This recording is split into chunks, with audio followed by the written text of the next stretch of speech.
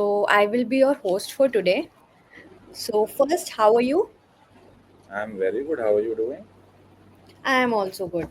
So, first, I want to ask you, let's begin with our introduction. I want to hmm know who is Anubhav and what made you choose PR as your career and start your business by your own.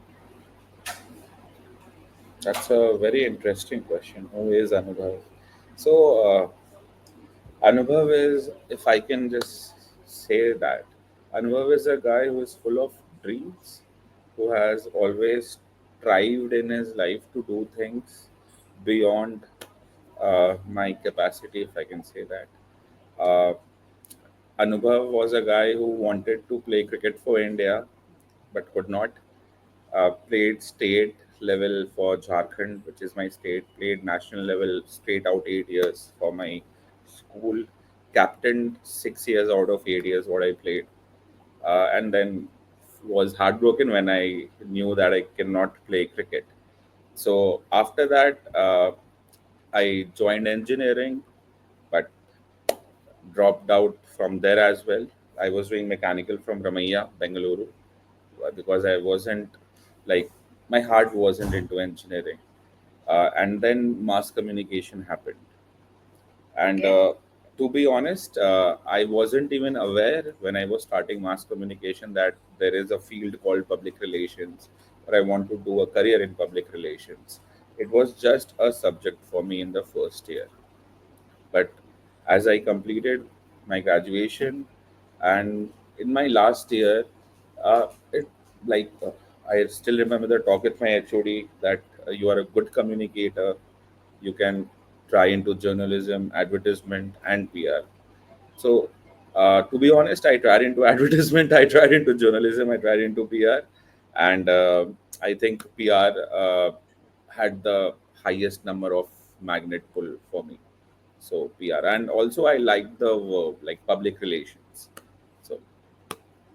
So it Okay. it happened by an accident, but some accidents become your life. So that's So, how PR. how's things are going in PR? Is it interesting? Is it adventuring? What do you think? So I have worked as an employee for more than 10 years. Okay. I got the opportunity to work for top-notch agencies in India like Ad Factors PR, Value 360, Media Mantra. Uh, I started my career with Grasshoppers. In all the agencies, I was blessed to handle the best of clients from conducting an event in our president house. That time, Mr. Pranab Mukherjee was our president, to doing an off-road event in Goa, and everything in between. So PR has given me a lot of things, a lot of stories that even if I quit today, I have a lot of stories to share. So the life has been, when I was an employee, it was, I would say it was more fun. Once you start your own venture, then yes, there is fun, there is love for the art, but you feel more responsible. Okay. So, how do you win awards with PR and all? Suppose you are explaining this to a 12-year-old. How would you do it? So, see, winning awards in PR for every sector there are specific awards. So is the sector in PR. In PR also we have many award categories, both national, international. So the most basic thing to get awards in PR is get good media stories for your clients. Have that messaging game upfront. Drive the brand narrative to the best capability as you can, and you should know how to sum all of that up to present in front of the end stakeholder. So if I want to tell something to a 12-year-old, see, I think PR can be done by a 12-year-old also. You just need to have good communication skills, and you can do basic PR. I'm not saying you can be a pro in PR, but yes, you can do basic PR. Even being a 12-year-old, it's no rocket science. So drive good media stories, and you'll win awards. So, what is your routine like in the PR? I know about the news tracking and all. like how you do the news tracking, but how you work, like as a founder from like last 10 years, So, my routine. entrepreneur journey started 4 years back. It's more than 3.5 years now. We'll complete 4 years in December. So, see, life of a employee vis-a-vis an entrepreneur, it's very different. So, when I was an employee, the first headache I had was to reach office on time, else my salary would be deducted. Now, when I'm the employer or I'm the founder of the company, I need to ensure that my team is on time, they have started tracking, and I am also abreast with all the news going around. So, earlier, newspapers were my best friends, and today, being a founder, Twitter or X is my best friend. So, my daily routine starts with X, like half an hour on X, and then we conduct a team call, we strategize the entire day, and then we move on to other calls, plannings, other things. So the starting of the day is with a cup of tea and X. Okay, so like how many hours do you work as a founder for the PR? Ah. See, being a founder, the more you work, the more you earn. So I won't say there is a specific time to it, but on an average, uh, 8 to 10 hours a day, that's an average. If I can take, some days we go beyond that, 12, 14 hours, 16 hours. As I told you, the more you work being a founder, the more you can earn. Point. So I want to know one more thing, like how PR is different for advertising, because as you have studied in the mass comm media, bachelor in mass communication, what is the difference between like advertisement and PR? So advertisement is basically all the ads that you see on TV. It's broadcasted on radio, it can come online, it can come in newspaper, magazines. It represents ads. We all are aware what ads are. It can be commercials, it can be printed ads. PR is basically news. In layman terms, we drive news for our clients. So PR is, so say let's take Times of India for instance. The ad section is covered separately in Times of India. Remaining 70% of the content is news. So PR is, in a way, we are driving news for our clients, and advertisement is basically an advertorial of your client. So you go ahead and you can buy an advertorial if you have money, but you cannot buy out a news story. You got to be credible, you got to strategize, and you got to pitch efficient enough data points to the journalist to carry your story. So PR, in a way, is the most authentic form of communication you can do. On the other hand, ad is something which is directly perpendicular to the amount of money you can spend.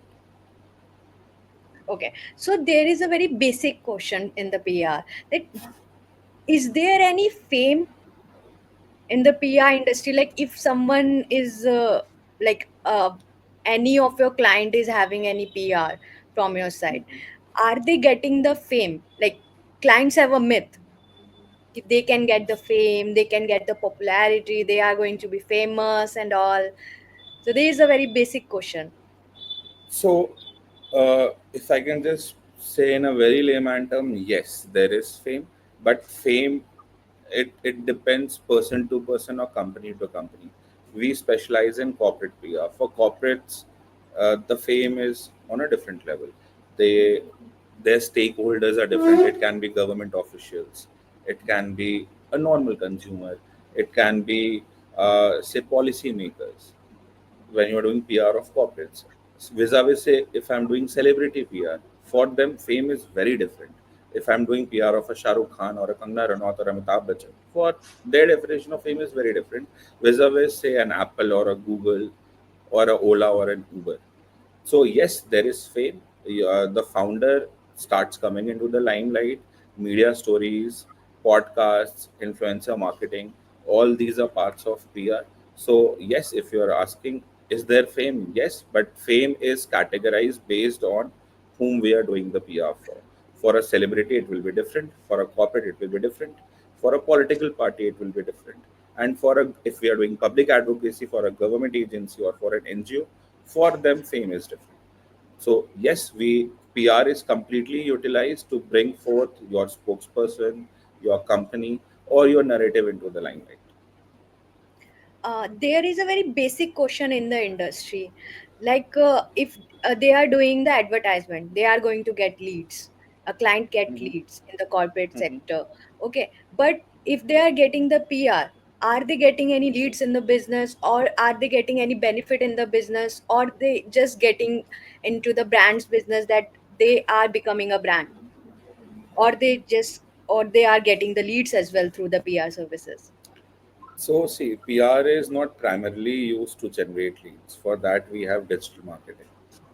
Okay, PR. The most basic use of PR is to generate credibility. I'll just explain you how. Every platform has a social media channel, right? And every social media channel will say that I'm the best. I'm the best. If you have money, you can take a notch ahead. You can print advertisements, spend lakhs, thousands, or crores of rupees. You can say we are the best. You can again gain influencers, ask them to do anything. They can also say your product is the best. But these all are paid form of advertisements, and we all are aware of it, right? Oh, Media, on the other hand, it runs or thrives on credibility. Imagine a Times of India doing a story on you, or you coming on Aaj Tak live, and like there is a 8 to 10 second or a 1 minute interaction there, or you are featured in Forbes or Fortune. So that holds a very different level of credibility. And see, if you keep doing PR on a regular basis, so it also leads to organic SEO. Organic SEO means if somebody Googles your name, your company's name, or keywords from the sector, all those media stories will showcase. So if you just keep hitting the nail again and again, again and again, that means if you keep doing PR on a retainer model, it will give you leads also. But that's after effect of PR. Say 9 months, 1 year down the line, if you keep doing it, it will start generating leads for you. But the primary goal of PR is to generate credibility, to bring forth your brand's narrative in front of your key stakeholders, and to create that differentiator, that USP, because it cannot be created via social media or influencer marketing. Anybody can exercise it. If you have money, you can do it. But you cannot just call a Times of India editor, boss, I'm giving you 10 lakh rupees, file a story. It cannot happen like that. A Times of India will only feature you if you are credible enough to be featured. got it. So, if all companies are undertaking PR in India, how do you know which of them are genuinely good at their domains as a user or a consumer? So, see, if everybody is doing PR, PR is conducted for different companies in different verticals. So, if there is a B2B company, then there is no product review. You have to see the business growth angle of it. You have to see the expansion angle of it. You got to see how good the spokesperson is, where is he featuring, and you can channelize through it. If there is a B2C company, by B2C I mean an electronics company preparing smartphones, or a auto company who is manufacturing two-wheelers, four-wheelers, three-wheelers. So there are direct reviews. You can see a review of Thar, you can see a review of Skoda, you can see a review of BMW. So all these products, if I can call them, they are reviewed extensively by media. So if you are into the PR limelight, you cannot fake. You got to be genuine. Yes, on the hindsight, there are paid associations as well in PR, but those have disclaimers. There are paid associations in televisions also, in print also, online also, but uh, it can work up to an extent. You cannot fake, or you cannot just share wrong data in media and you can dwell upon it. So PR is, as I told you, it's the most credible form of communication. So if media is saying that you are good, we have to take media statement for it. Got it. So, let's talk about crisis. Can you please tell us how PR help us to manage crisis for corporation? Is if there is any negative news coming in the like Times of India, as that is the most credible publication we can count in, or Hindustan Times. How will you Any manage it publication. for the crisis? So in Ad Factors, I was onboarded for Ola. We launched Ola from Ad Factors in India, and I was hired for the crisis communication team. And trust me, in the yesteryears when Ola was launched in India as a full-proof crisis content. It still is, but that time lakhs of drivers were being onboarded. Some had strikes, some would misbehave with a co-passenger. And why Times of India? If say a crisis can come in a small city in Telangana also, or in Patna also. In Patna, if a Danik Jagran files a story, negative story, it's also a crisis. If an Aaj is doing a negative story on you, it's a national level crisis. If a Danik Jagran is doing a story in Patna, or say Kannada News Daily is doing a story in Bengaluru, it's a regional level crisis. So crisis is dealt in multiple factions. I'll just answer your first question first. If Times of India is doing a negative story on me, I will reach out to the second best platform, say it's Hindustan Times, and ask them or request them to do a story from a positive angle. That's how you counterbalance narrative. So if an Aaj Tak is doing a negative story on my brand, I'll approach a Z News or an NDTV or a CNBC to do a positive story for my brand.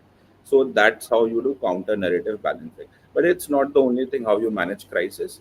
First, you see the length and breadth of crisis, which means is it a small level crisis? Is it something that we need to respond to, or it's a big crisis? Based on that, you draft your response strategy.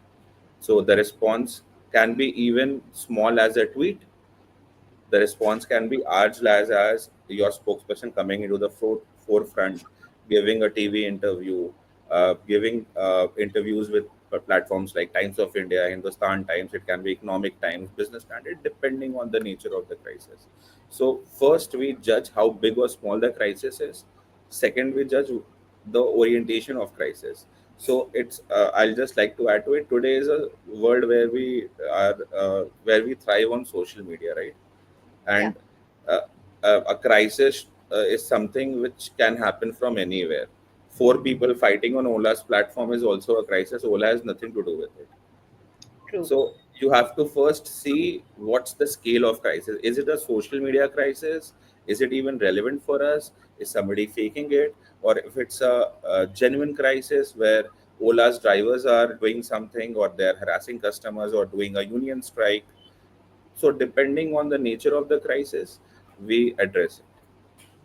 Okay, there is one more question from my side on the, like you told me, like if we got like a negative news on Times of India, you go for the second best option. If the wires covers it, wire publication like PTI, So ANI, PTI is doing it, so we'll go for IANS. If INS is doing it, we'll go for ANI. If we want to go internationally, we'll go Bloomberg. We can go Reuters. Reuters, So Reuters. Yeah, there are multiple options. So that's what I said. If a television is driving a crisis, we'll reach out to a television.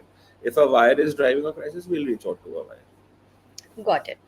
So tell us about three instances where you had to deploy a crisis management plan and how you dealt with it. Like you told us about the Ola, right? Yeah. And is there any other crisis as well like you handled? So see, crisis comes in different shapes and sizes. Ola was a client in which you are bound to have crisis on a daily basis. Okay, If you are managing lakhs of people under your umbrella, everybody is not going to behave like Mahatma Gandhi. So there will be that's people who will be troublemakers, and you got to deal with them like that. So Ola's crisis, for Ola, you need hands-on crisis team. Like you got to be on your toes. Don't know what's going to happen at what hour of time. Crisis can come 3 p.m. at night. Also, it can come 6 a.m. in the morning as well. So I'm hoping Ola's bit is cleared, or no, it's okay. I want to know one thing. Is a PR a 24-hour job? uh, technically, yes, because there is no time for crisis, there is no time for news. But in generic terms, we all have suitable timelines. Media also runs on a timeline. But if there is a crisis, then it's a 24/7 job. So if I'm doing PR for Ola, it's a 24/7 job. If I'm doing PR for, say, a startup company from Shark Tank, then it's not a 24/7 job. You can manage it very easily. So depending on the nature of the client, you also have to get three examples of a crisis management. So Ola will be the prime example of it.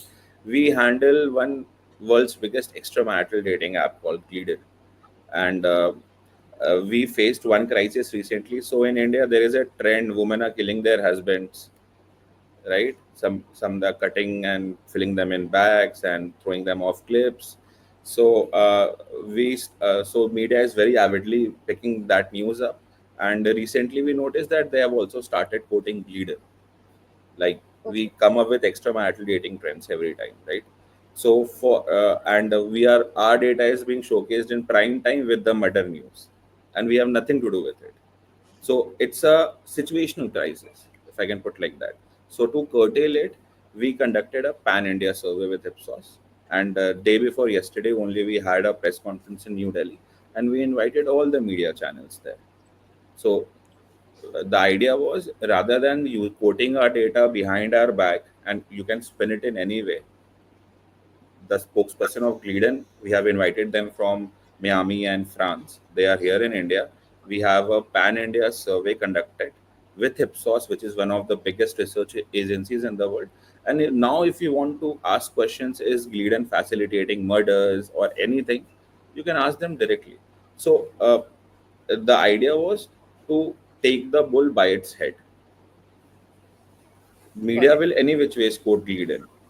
We should give them data points to quote, rather than they just picking up data points and just randomly quoting us without any clue, and us being a part of it. So we conducted a press conference, which was a huge success. And yes, media had fiery questions, and we had a proper research to back it up. So going forth, if they'll quote Cleedon, they will have that in the back of the mind, that Cleedon is not responsible for this. If you're quoting data, you can quote it. Nobody can stop you from quoting data, but you know that we are not responsible for it. So if you just want to quote our data, you quote it in a very mild manner. Don't blame us for anything. So we Okay. just took the bull by its head. And I'll give you one more form of crisis. You must have noticed there was a fight with Google Play Store and All Indian Apps. Recent Yes. crisis few months back. So Yeah. few of our clients were fighting that battle. So that was a collective crisis management, if I can put like that.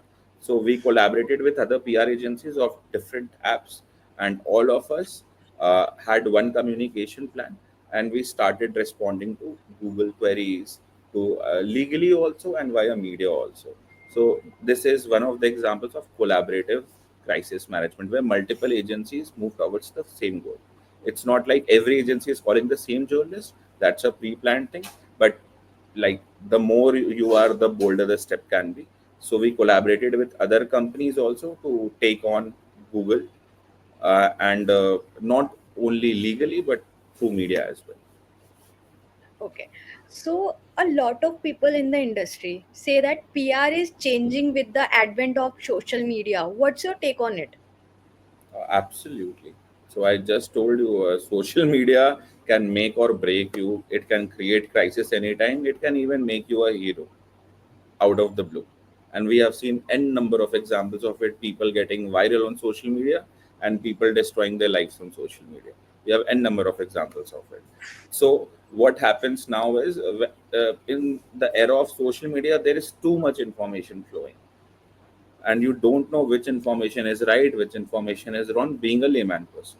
Us being PRs, we know what website to check, what not to do. If I'm a PR, I'm going on X, I'll go to a PIB, I'll go to an OSINT analysis. Or if I want government news, I'll check the HMO handle or a PMO handle. A normal public, they don't care about that. They see an Insta reel and they are like, this is the truth. So in this DNA, we have to be on our toes. If we are handling clients which can be influenced by social media, it can be a lifestyle brand, it can be a product brand, it can be an NGO.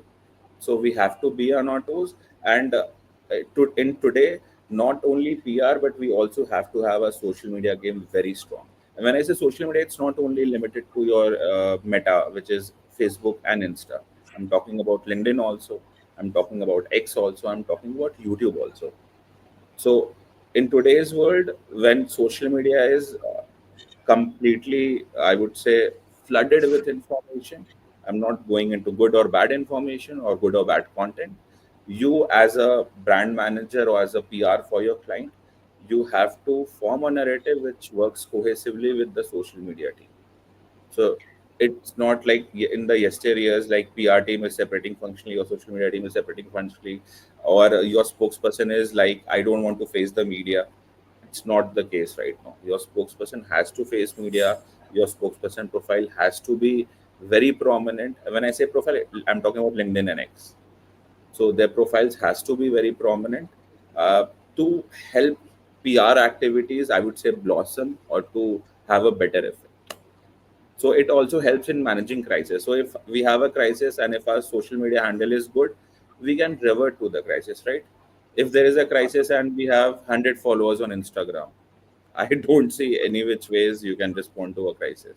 So in today's world, PR and social media or the larger communications game, the lines are blurring. So influencer management is also a part of PR now, right? Podcasts are also a part of PR now. So lines are blurring in the larger communication game. But we have to, like the best communication strategies, if you see, take any brand, take any celebrity, their PR game is completely aligned with their social media game to have the larger impact. So, okay, you are telling us that influencer are also the part of PR now. So, tell us about the influencer marketing. Do you think it is a prominent tool to supplement the overall impact of PR? Why not? What do you think? Why not? So influencers can have real time impact. Every influencer has a, I would say, trusted uh, viewer base or a reader base, and they have direct influence over them. So hypothetically, say if we get a news featured in Economic Times is read by millions of users daily, and it will have impact. Say we it can have impact for B2B firms, so business growth things, if you want that kind of news.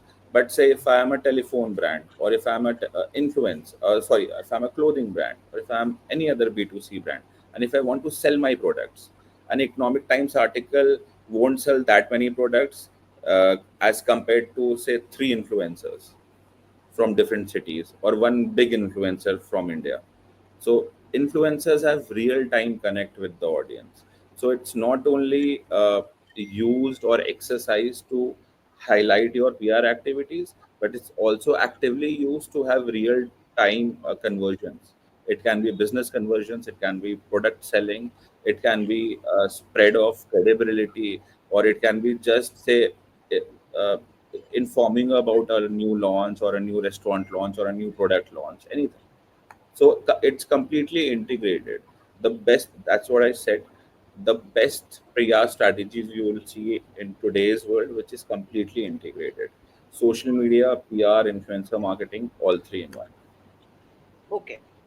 So, there is one more question of mine that what do you think about the paid PR and the difference between the paid PR and the organic PR? Like, So what should a it's client like, should do? What should a company like promote? How should they see, work? if you are a startup and if you are a B2C brand and if you want to have sell products, for them, paid articles make sense because they can give hyperlinks to their website or an Amazon or a Flipkart. People can read the news, go there and buy the stuff. But if you are a well established company, if you are a listed company, if you are a government agency, you've got to take the credible or the earned media route, which is the organic approach. Because say an Apple doing paid stories does not make any sense because it comes with a disclaimer. They'd only lose on credibility. ये Apple paid story करा रहा है भाई, नीचे disclaimer है. The publication is not only owning the news. So it works best for small companies, specifically B2C companies. Uh, if we take the larger game in today's world, also I think 70% of stories are organic. Remaining 30% are paid. It's not only paid media stories, you can also add awards, you can add podcasts, you can add panel discussions. All of them are paid. I would say not all, but 90 to 95% of them are paid in India, specifically the awards. But what do you think? While having a crisis on a client, we should Hmm. do go for a like paid one or for a organic one? If like a journalist is not getting convinced, for the organic one. So what do I you think don't of it? think a paid story would help you mitigate a crisis. That would depend on what kind of crisis we are speaking of. We can have a paid association with a television, get an interview done, but it will never show you that it's a paid story. You'll think it's organic only. So paid stories are also have different formats. I just told you awards. Nobody announces that it's a paid award. Or the panel discussions that you see in TV, if there are five panelists sitting, three come through paid route. So nobody knows that, right? So Yeah, PR paid associations are also getting smarter. So in a time of crisis, you try everything. The first goal is to mitigate the crisis. If an organic story is working, we go ahead and do it. If a paid accommodation is doing, we go ahead and do it. The first goal is to mitigate the crisis. But in got it. generic terms, in general, 70 to 80% of the time, organic routes are only approached to mitigate crisis. Because if I'm talking about national level crisis, so if somebody is doing a bad story on a big brand, then only it's a national level crisis. And in most of the cases, we can do a counter narrative. Got it. So here is my last question for you. Tell us about three companies or individual whom you would absolutely try to manage as a PR professional.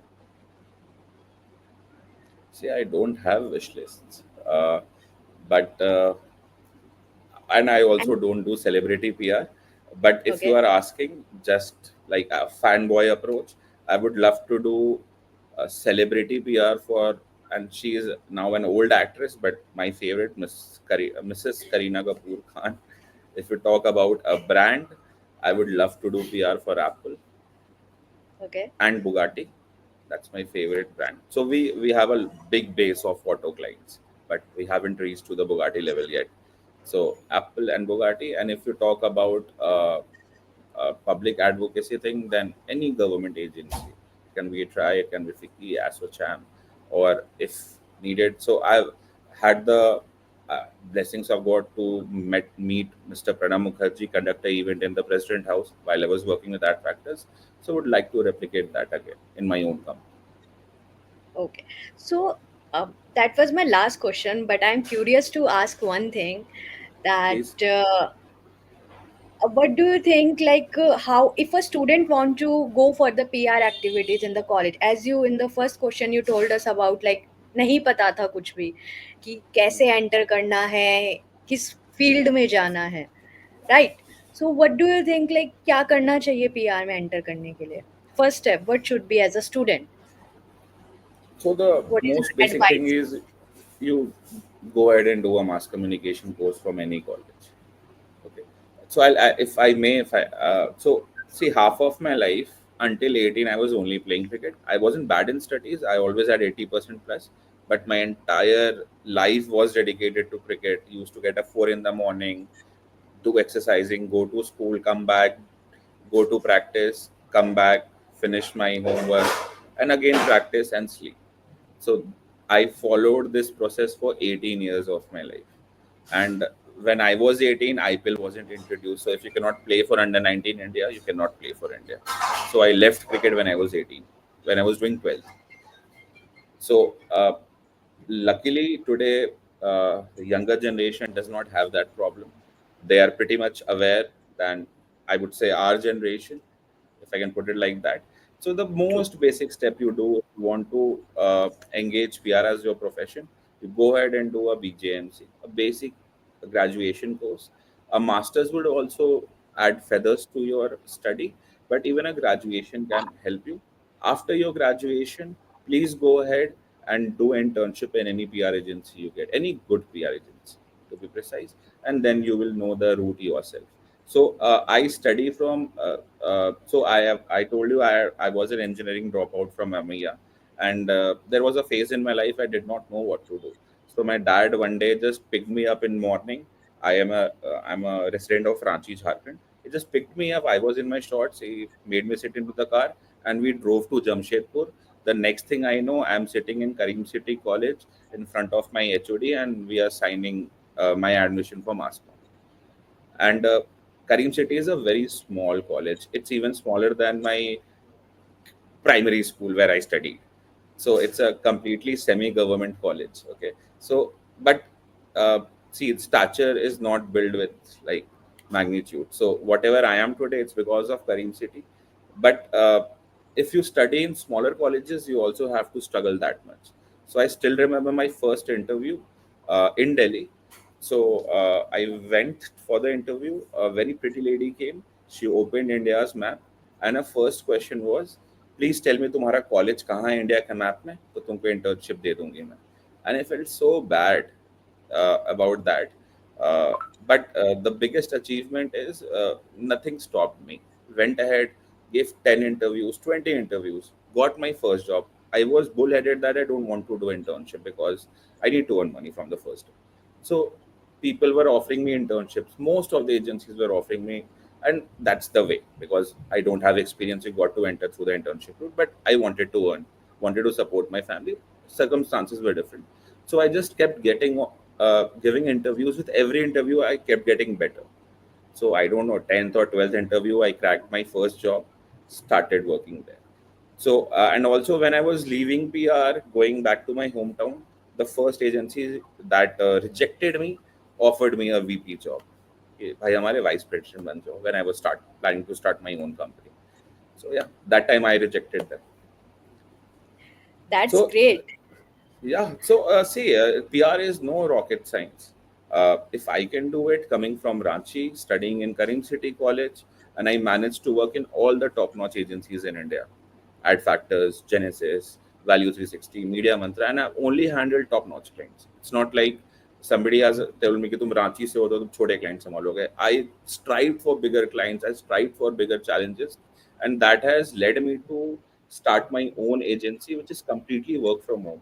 So I am in Ranchi. My core team sits in New Delhi, the PR team. We also do investor relations. The other core team sits out of Mumbai. NAC BSE is in Mumbai. And then we have people from small cities in India. The idea behind starting bridges was nobody should leave their hometown and go to Delhi, Mumbai, or Bangalore to get jobs. Specifically in PR, you stay in your hometown. We'll give you the opportunity. We'll give you pay cycle which is at par with any PR agency in India. It's not like we are a young agency, will uh, give you a lesser salary. That's not the motive. Also, to add to it, our profession, it's usually termed very toxic, very hectic.